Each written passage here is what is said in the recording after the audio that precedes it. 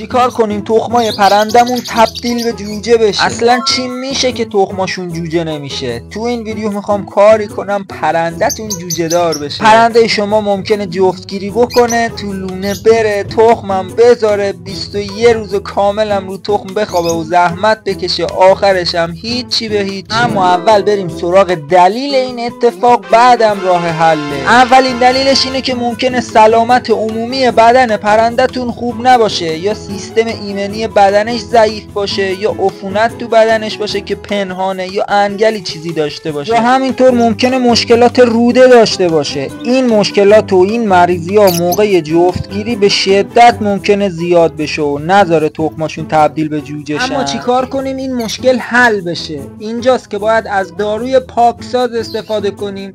البته استفاده کردن این دارو قوانین خاص خودش رو داره. من از داروی پاکساز پودری استفاده میکنم. الان که این ویدیو رو میگیرم قیمتش تو بازار حدوداً 100 تومن دیگه کم و زیاد هست. همین اندازه که این دارو میتونه برای پرندتون خیلی مفید باشه، به همون اندازه میتونه براش خطرناک باشه. حدود 1 گرم از این پودر رو تو 1 لیتر آب حل کنید و بدید به پرندتون نوش جان کنه. اما نکته مهم این که نباید بیش از حد بهشون بدید. اگه میدونید پرندتون بیماره و میخواید بیماریش رو درمان کنید، حدود 2-3 هفته قبل از اینکه پرندتون جفتگیری کنه این دارو رو حدود 7 روز بهش بدید، ولی نذارید بیشتر از این 7 روز بشه. ولی اگه میخواید از بیماریشون پیشگیری کنید، حدود 2-3 هفته قبل از جفتگیریشون به مدت 3 تا 5 روز این دارو رو بهش بدید نوش جان کنه. اگه بخواد تخمای پرندتون تبدیل به جوجه بشه، باید در بهترین حالت و سلامت بدنی بشه. اما این توصیه رو هم هرگز فراموش نکنید. پرندتون ممکنه مشکل خاصی داشته باشه، یا ممکنه بخواید دوز دارو رو کم و زیاد کنید. پس حتما با دامپزشک چیزی مشورت کنید برای این دارو. و اما بشنوید از خطرات استفاده بیش از حد و با دوز بالای این دارو برای پرندتون. مصرف بیش از حد و بی اندازه این دارو ممکنه باعث شوک گوارشی به پرندتون بشه